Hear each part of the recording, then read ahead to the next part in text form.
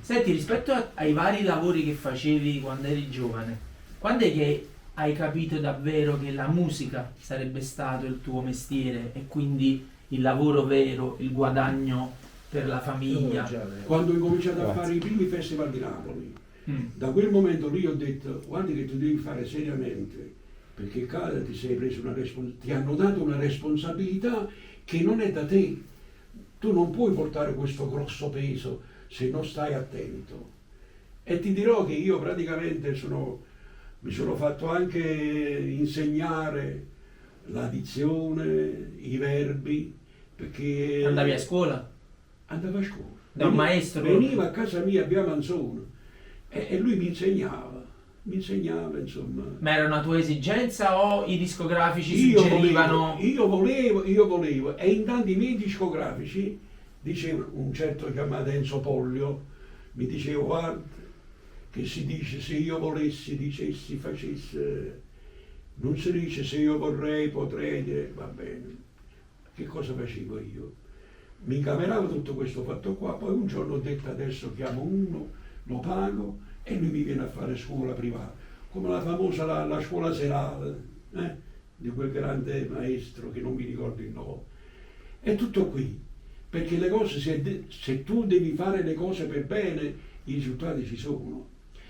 Il mio maestro, che si chiamava Attilio Staffelli, che era il direttore del Conservatorio di San Pietro a Maiella all'epoca, mi diceva: se tu fai il cantante per fare soldi, non avrai mai i soldi. Ma se fai il cantante perché ti piace cantare, vedrai che i soldi corrono appresso a te. È vero. Senti, visto che tu parli appunto dei guadagni, è una leggenda o non è una leggenda o è un fatto vero? Perché sai, poi i racconti sono tanti. Il famoso del picchio. No. Che quando c'erano i concerti da fare, le esibizioni, le feste, eccetera, tu ti facevi pagare sotto palco prima di salire. Certamente. Prima quindi non è leggenda, è vero. È vero, è tutto vero. Ma non soltanto io, tutti i miei colleghi mo sto parlando con te. che prendevano una certa somma, no?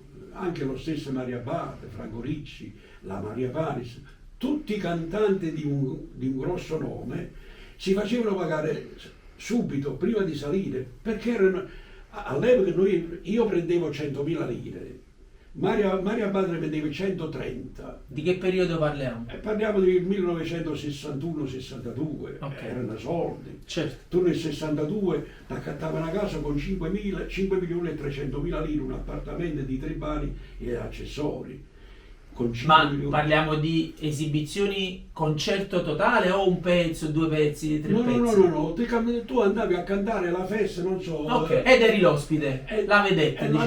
La vedetta, e ti pagavano prima, già con l'amministratore, diceva: io prima di salire sul palco Mario Trevi devi darmi i soldi, perché erano assai soldi e ognuno faceva la pensata e diceva: non lo pago.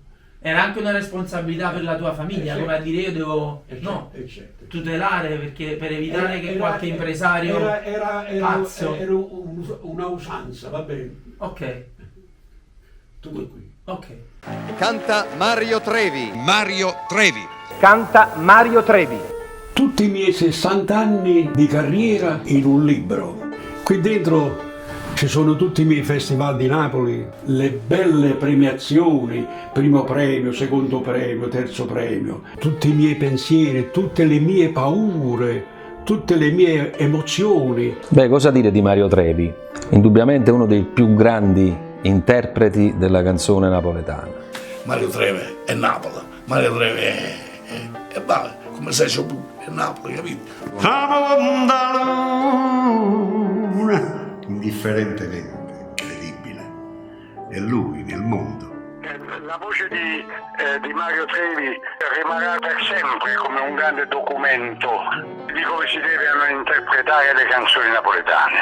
È uno di quei pochi che rappresenta la vera canzone napoletana. Che oggi la canzone napoletana che cos'è? Qual è? Non lo sappiamo più.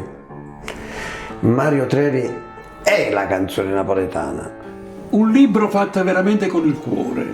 Indifferentemente, il nuovo libro di Mario Trevi. Disponibile su Amazon in formato ebook e cartaceo in vari paesi. Acquistalo anche tu. Grazie.